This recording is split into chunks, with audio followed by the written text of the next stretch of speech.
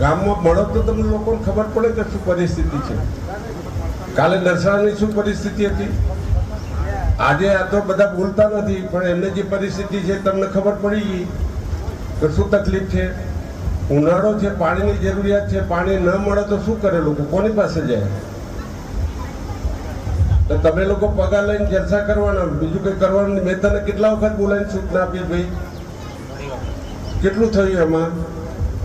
30% જેવું જેટલા પ્રયત્નો કરે 30%. કયા 30% થયું છે? તમે તાલુકા પ્રમુખ વિક્રમભાઈ અને તમે ઉપપ્રમુખ, નહીં એ ઉપપ્રમુખ, આ લોકોને કાલે બોલાવો અને એમની સાથે જઈને દરેક ગામમાં વિઝિટ કરો, એ જ્યાં બતાવે ત્યાં પાણી છે કે નહીં.